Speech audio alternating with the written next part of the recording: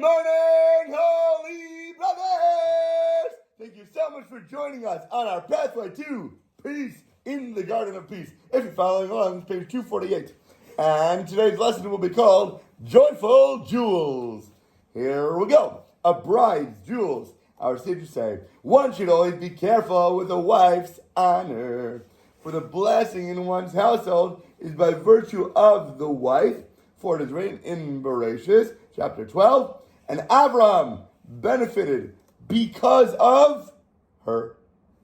Literally, only, absolutely, undeniably, because of her. Rava said to the townspeople of Mechozah, honor your wives so that you'll become wealthy. You hear? It's like black and white. Super simple.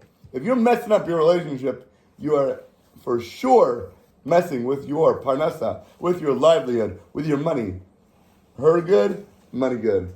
Problems, big problems. Maybe someone will say, I don't need the wealth, and I don't feel like honoring my wife. Some people like to cut themselves off at the foot, right? Because they think they're so angry at somebody that even if it costs them something, they're willing to lose it because of their rage, because of their self-worth, because of their selfishness, right? That's what the Yetzer Hara, that's the evil inclination that fires up inside us. They're so mad that they're willing to lose because of it. In that respect, the Gemara says that three things bring a person to poverty. One of which is when a wife curses her husband to his face. If she's so mad that she's expressing that rage back at him, the Rabbah comments that she curses him because he has money, but he's too stingy to buy her jewelry. Check it, Shabbos 62. Look it up.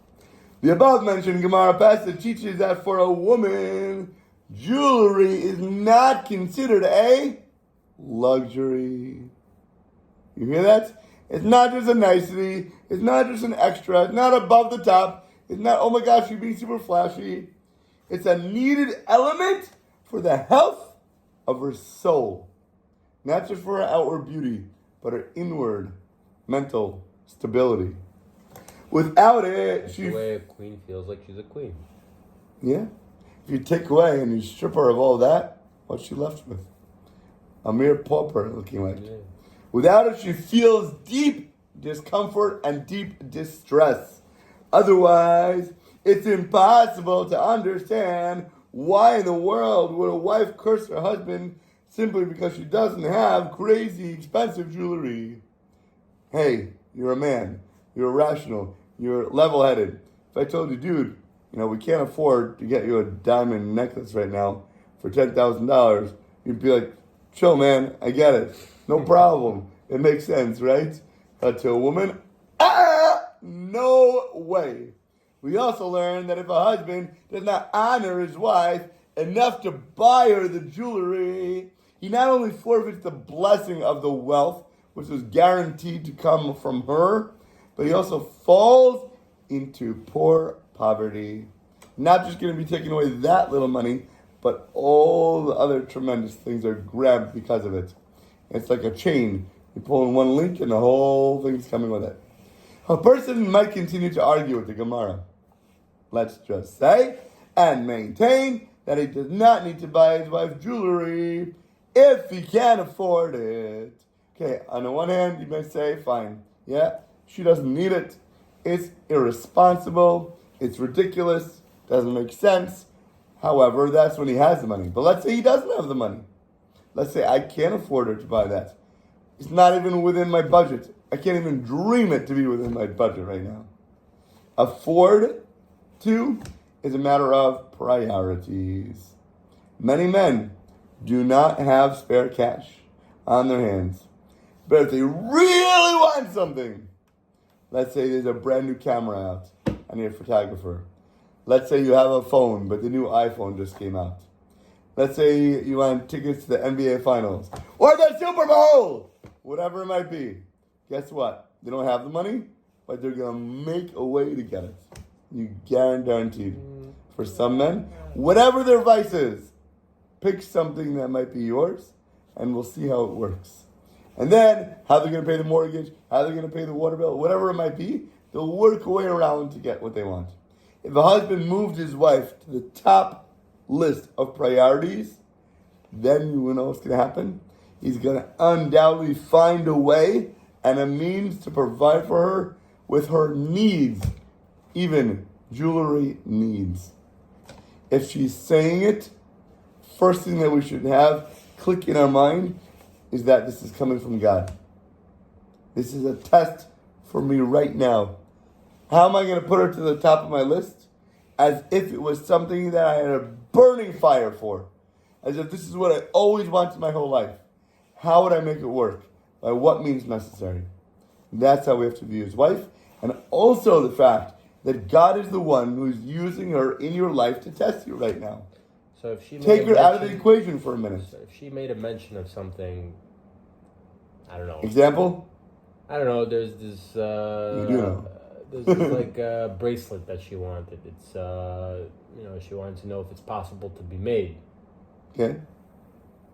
It's a very exclusive, expensive. No, it's a very labor-intensive bracelet to make because it's just not everybody's. It's a lot of money. Job. If you buy it from the store, like let's say Tiffany sells this. Okay, it's probably like $30,000-$40,000. Wow. Okay. Now she doesn't want the one from Tiffany. She wants something similar like it. Baruch Hashem. Thank you. I said if it comes into the store, because we have a lot of people bringing in gold, I'll buy it for us. Okay. Now I asked them if it can be made, and this was like maybe last year. She asked. Okay. She inquired. So I asked, like, can somebody make this? Because we work with a lot of crafts, and they're like, "Oh man," he's like, "This is like this is very difficult to make. This is going to cost a buttload of money." More or less than Tiffany's. Less. Yeah, less. It's not. It doesn't have the name on it. So I told my wife, I was like, "Listen, if you want, I can do it." She's like, "No, it's okay." But I was like, "I'll keep a lookout, like for the mesh bracelet because we have a lot of jewelry because it's a very delicate piece." Okay. So I missed the opportunity to get it for her. Does that mean I should not get it now, or should I still try to get it? Did you miss the opportunity? No, I mean, like, maybe I didn't buy it when I should. Like, I should have just pressed maybe the order button. I don't know. Like, should I at this point? See if, I don't know what happened then. How long ago was it? Last year. I don't know. Okay. So people's minds can change and their taste can change too. Bring it up subtly in the conversation and see what kind of reaction you get. Okay. See if she's really still excited about it or something that she's not crazy for. Or maybe say, if you want it, what price would you want me to get it at? And you tell me. And if it hits that line, then you keep it in your mind. Okay. How much would she be wanting to spend on it? If that's something you want to discuss with her. Or if she has a desire, burning passion for it still, then don't discuss the money about it. Right. Okay. Thank you. Don't be petty. Rabbi Nachman of Breslov says that a constricted mind, which in money matters means pettiness, is a reason that people fall into debt. One should not be petty with one's wife, and certainly not demand a detailed report of what she is spending. Hello? That's crazy. In your mind, that means you're being petty. That means you have a constricted mind. If she has a credit card, stop going over her purchases. Don't ask her every day what she's spending, and don't tell her she has a limit. Don't tell her she has a limit. She makes more than me. Then you're putting your limit on yourself. This will not help his financial situation at all. Au contraire, to escape debt, in order to get out of the problem that you've dug this hole with, that you are in so much debt with, that you owe money to, how are you going to get out of that hole? You know what the trick is?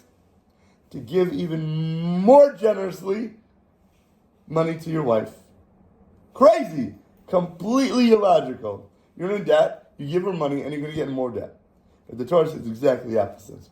You want to get out, you want to fill that hole, all you need to do is give money to your wife, and then that money will boomerang back into you and fill up and then continue to grow. The money tree. That's it. Avoid arguments with her. Do not comment. Do not criticize. Not only when she does something wrong, But no matter what she's spending on your card, when a husband opens his heart and his wallet to his wife, giving her a good feeling, trusting her, whatever judgment you might think in your mind she has, using the money as much as she sees fit, then Hashem will open up those gates of divine abundance for the husband, that he'll be able to give even more and get out of the debt that he was in. Get rid of the problems that he previously had. Forget about the money, man. Out of your mind, out of sight. A husband should completely forget about the money the very instant he gives it to his wife. The second that credit card is handed over, the second she asks for an allowance, whatever it might be, it shouldn't matter to him what she does with it. Don't start to ask, where is that money going towards? None of yours. It's none of yours, man. None of your business. The funny thing is that in the beginning, I maybe had like an issue of like, oh man, like you're going to Costco every week. Yeah. But then I said, whatever, I'm not going to mention it. And I've noticed that like she's asking less and less about things that like, she wants. Can I buy this? Can I buy this? You know why? Because it's not as much of a Because test. you're passing the test. Once you're doing good, the test needs not be there anymore. It's going to go away. God knows what hurdles you're able to jump over. Why would he keep putting pebbles in front of you on your walkway if it's insignificant to you? Yeah, like she wanted earrings. I was like, okay, I'll get them. Boom. Had it done like 2 weeks. Beautiful. Gorgeous. That's the way to act, people. Listen up. Learn. And then live. I don't remember the last time, I'm thinking about buying it. Like, I just tell her, listen, whatever you want, buy. Amazing. Absolutely unbelievable. But my tests are different, though. Great! You should never argue with her about the way she spends money. Don't even look at it because it's going to drive you nuts. If he does not have the money that she needs, then he should be a man of valor and take the proper steps, whether it's material steps or spiritual efforts, to attain what she needs. If you're not working enough, then try to work a little more if that's what you need. Go for the extra deal, call the extra client, put in the extra hours. But if you're already doing that and you're not seeing success, you better watch out, because you need to talk up there to the man above, the one in charge, and rectify your spiritual level to grow to the place where then you can be showered with it. Then you can attain everything that you're going to need and everything that she's going to want. Providing for her is a solemn commitment, and it's his problem, not her problem. We don't tell her, you need to go to therapy. You need to rework and fix your brain because it's a little askew. There's a little screw loose in there, and we need to put it in the proper way because you don't know how to spend money. You don't know what it means to be responsible. And what you're spending on is absolutely ridiculous. All those things are out of here. Look at what your relationship is like. Look at what God is sending her to tell you and how to test you to perfect yourself. Take your arrogance out of here, to put your haughtiness down. Work on giving her without holding back, without measure, with the best blessings in the most happiest way possible, to have the realest, most happy relationship you could ever have with you and with God. Have an awesome, deliciously amazing rest of your day.